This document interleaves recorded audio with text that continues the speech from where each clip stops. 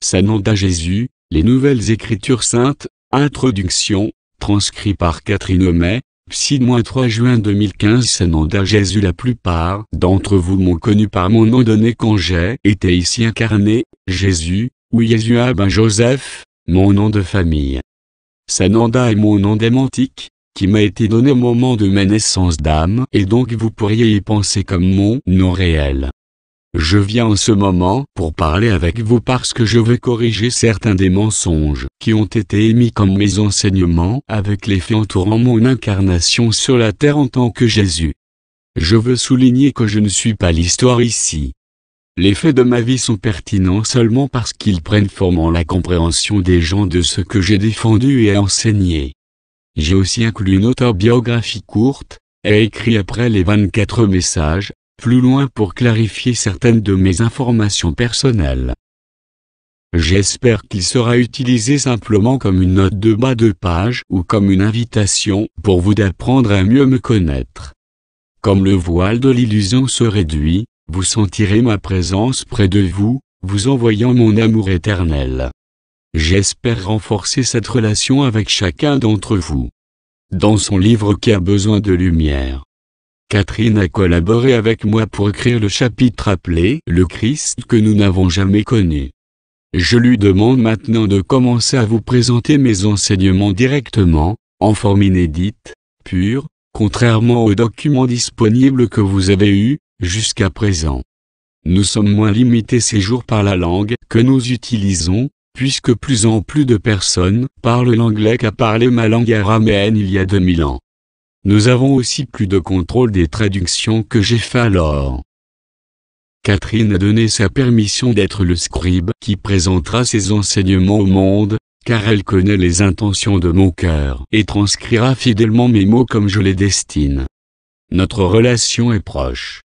Dieu de mer dit à notre histoire, comme transcrit par Catherine dans l'addendum, qui doit toujours être inclus avec ses Nouvelles Écritures Saintes avec mon autobiographie.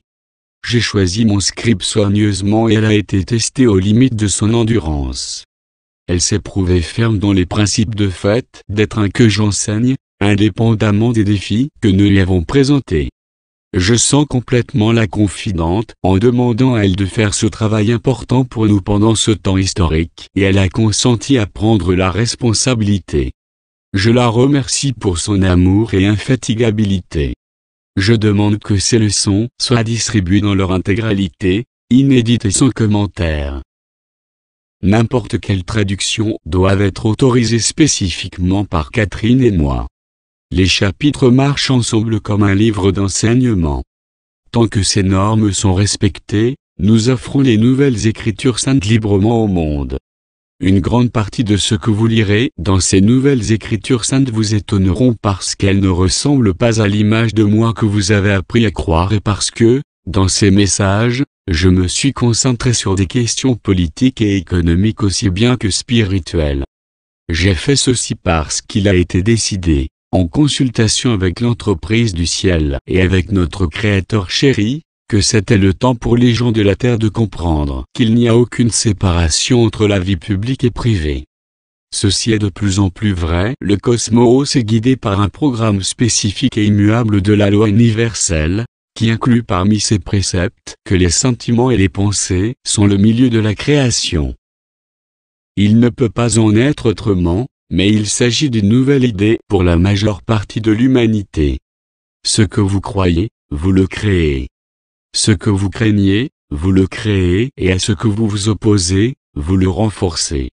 Encore plus puissante est l'énergie de l'amour, car l'amour peut surmonter la peur et toute forme de système ou de pensée de croyance sombre. Vous êtes maintenant, au début du XXIe siècle, engagé à la fin de la partie qui va voir le dernier épisode de la lutte entre la lumière et l'illusion des ténèbres. Les chapitres que j'ai donnés ici sont dans le but de clarifier la différence entre l'obscurité et la lumière et de nous aider à dégager des modèles anciens, destructeurs des pensées et des comportements. J'ai vu que beaucoup des enseignements plus sombres ont malheureusement été étayés par les enseignements de religieux déformés qui sont prétendument basés sur, ou affectés par, mes enseignements. Je regrette qu'une nouvelle religion fût créée en mon nom. Je n'avais aucunement l'intention d'être le centre de tout mouvement organisé. Je n'approuve pas le christianisme ni toute autre religion. L'humanité a atteint un niveau de maturité qui permettra pour la liberté de pensée et liberté de construction dogmes qui passent parfois pour des enseignements moraux. Je suis venu ici pour enseigner l'amour inconditionnel, l'amour de notre Créateur. Je suis venu afin d'utiliser la compréhension de l'amour de Dieu et de la lumière pour aider les gens à guérir et à soulager les souffrances causées par l'oppression de toutes sortes. Je fais de même maintenant, avec un public qui a accès à une compréhension beaucoup plus sophistiquée, scientifique, politique et économique, que celui auquel je m'adressais au Moyen-Orient il y a plus de 2000 ans. Nous avons maintenant accès à l'Internet comme un moyen de passer le message à travers le monde. J'espère que vous passerez aussi largement que possible le message, afin d'élever la conscience de toute la planète à cette période de préparation pour le grand événement, le projet sur lequel vous et moi travaillons depuis des lustres sur ce message, l'ascension de l'humanité avec leur terre-mère bien-aimée. C'est un moment glorieux. C'est un moment d'espoir, de communauté, d'harmonie et d'amour. Oui, bien sûr il y a des signes de chaos et de bouleversement, mais ils sont au final que la mort de la bête avant son départ dans les archives de la mémoire. Vous êtes libre. Il s'agit maintenant de réclamer cette liberté et célébrons ensemble comme nous édifions les bases pour le nouvel âge d'or sur la planète Terre. Je serai avec vous, en étroite collaboration avec la Compagnie du Ciel pour vous aider dans votre transition. Je tiens à vous encourager et vous soutenir et avec l'aide de notre présence sur le terrain, notre réseau mondial d'artisans de lumière incarnée, pour vous donner une aide concrète à vous lever et sortir de l'obscurité épaisse et lourde que vous avez endurée pendant des siècles. Joignez-vous à nous maintenant, car vous êtes un artisan de lumière aussi. Vous y trouverez des guides et autres demandeurs le long de votre chemin d'accès qui reconnaîtra la vérité de mes paroles et de l'amour dans vos cœurs. Ensemble, nous manifesterons notre rêve. Au service de l'humanité, je suis Sananda Jésus. Chapitre 1er. La leçon d'1. Comme beaucoup d'entre vous le savez, nous nous préparons avec diligence pour le déblocage des fonds de prospérité pour le bien de l'humanité tout entière, pour libérer tout de l'emprise de l'esclavage économique. Il y a eu des détails tout au long du processus qui devaient être aplanis. Quelques-uns de ces détails ont eu affaire avec des structures de pouvoir cachées, qui secrètement et majoritairement ont contrôlé les systèmes financiers et politiques sur la Terre. Un exemple est la Banque du Vatican. Les banquiers du Vatican devaient être convaincus de renoncer à leur mainmise sur les fonds qui avaient longtemps été désignés pour le plus grand bien, afin qu'ils pourraient être distribués. Le pape François leur a présenté une offre qu'ils ne pouvaient pas refuser, et il a publié un décret permettant leur arrestation. Ils reçurent un court laps de temps afin de changer d'avis volontairement. Le pape a montré lui-même d'être différent de ses prédécesseurs. Des réformes ont été faites et se déroulent progressivement par la plupart des normes, mais remarquablement vides par rapport à la tradition papale. Les responsables du Vatican ont été imprégnés de siècles de secrets et de la puissance financière absolue sur l'ensemble du monde occidental.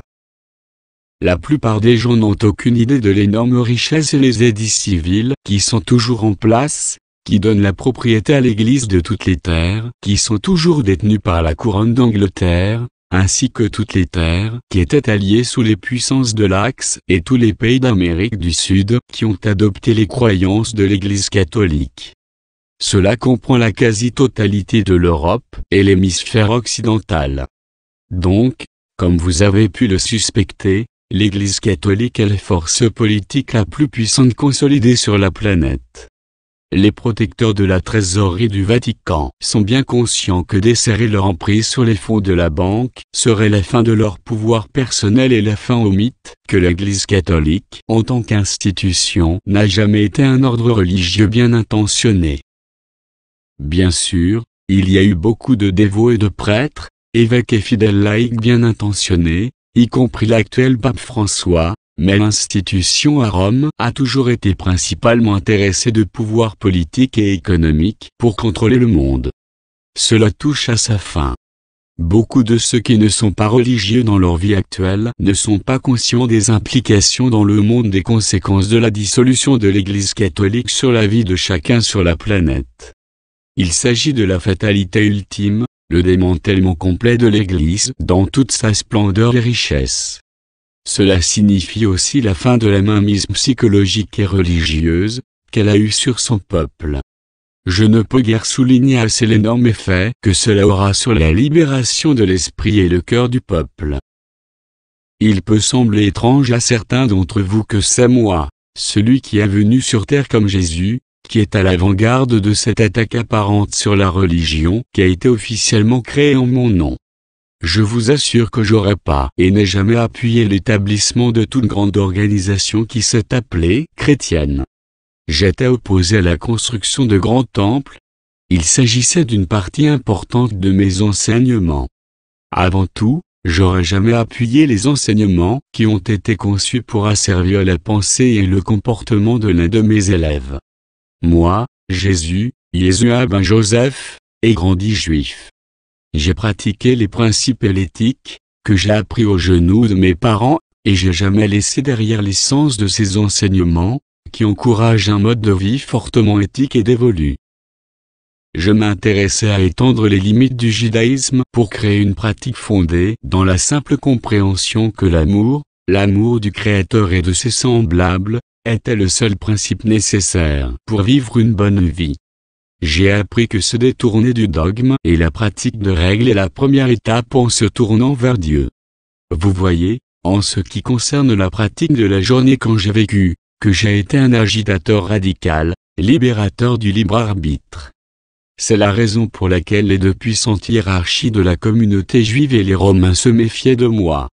Toutes les autres sectes fondamentalistes opérant dans les zones où je me suis rendu ont été opposées à ce que j'ai enseigné aussi bien, car je me tenais pour la liberté de chaque individu de communiquer librement avec Dieu, sans être gêné par des opinions humaines dogmatiques ou des idées préjudiciables. J'ai appris qu'il n'y avait aucun besoin de prêtre ou d'intermédiaire. Tous les êtres humains ont possédé la capacité innée de communiquer par télépathie avec leur Dieu, les anges et même avec leurs ancêtres. Cela sonne pour vous comme un extrémisme du New Age fantaisiste? Eh bien, les adeptes du New Age ont promu leur propre incompréhension. À savoir, que la spiritualité est censée de vous faire sentir bien, comme une fin en soi. Je vais aborder beaucoup ces faussetés dans ces nouvelles écritures dont nous parlons ensemble. C'est un phénomène nouveau, n'est-ce pas, votre capacité à lire les Écritures, comme ils sont écrits, de mes propres mots? Je serai là bientôt pour affirmer ces mots en personne, mais il a été décidé dans notre conseil que certaines préparations seraient très utiles pour vous tous. Maintenant que nos informations d'arrière-plan sont terminées, nous commençons avec les leçons premières et plus importantes, que je vais vous présenter dans ces pages. 1. Dieu est amour. Moi, Sananda, la représentation de Dieu, je suis amour. 2. J'ai les paroles que notre Créateur a insufflées dans ma bouche, que je ferai fidèlement tant que ma vie, comme une âme continue, éternellement. 3. Dieu ne punit pas ou ne prononce pas de jugement. Le libre arbitre exige que les humains ordonnent leur propre chemin d'accès à l'enseignement supérieur. Il n'y a aucun enfer autre que celui que vous créez dans votre propre esprit. 4.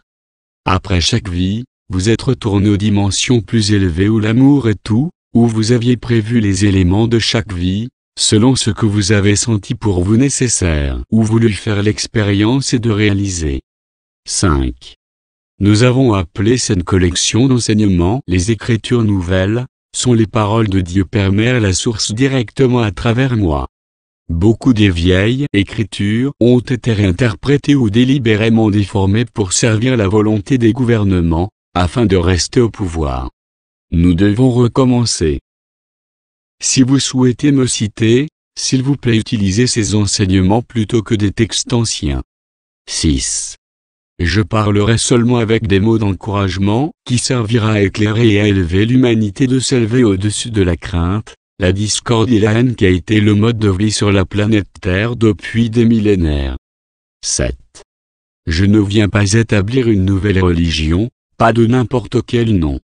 Je voudrais enseigner la vraie voie, la communication avec Dieu et des êtres tous conscients dans l'amour, de compassion, d'harmonie, de pardon et de joie. 8. Les enseignements qui engendrent des sentiments de peur, de culpabilité, de séparation des autres, de supériorité sur tout autre être vivant, ou toute rupture entre un individu et leur être véritable n'est pas la parole de Dieu et ne sera pas trouvée dans mes paroles. 9. Il y a eu des êtres des ténèbres qui habitaient et qui supervisaient la planète Terre dans le passé. Les âmes plus élevées qui ont créé et géré la matrice du contrôle financier, politique et social ont maintenant disparu, par décret de notre Mère et notre Père, celui que nous appelons Créateur, et ils ne pourront pas revenir. 10. Nous sommes tous des êtres galactiques, avec des origines génétiques de planètes lointaines. Il n'y a aucune race supérieure, et il n'y a aucun étranger. Nous sommes tous des frères et sœurs des étoiles. Je suis un avec Dieu, comme vous l'êtes. Nous sommes un. C'est la leçon que je vous apporte dans la joie et dans l'amour sans fin. Tu es Dieu, que je suis. Nous ne pouvons pas être séparés car nous ne sommes pas séparés. Aucune distance physique, aucune idée ni croyance ne peut nous écarter. Nous sommes destinés à vivre en harmonie et en paix, dans l'amour absolu. Ainsi soit-il. Je suis Sananda, et j'approuve ce message, avec la joie et l'espoir dans mon cœur.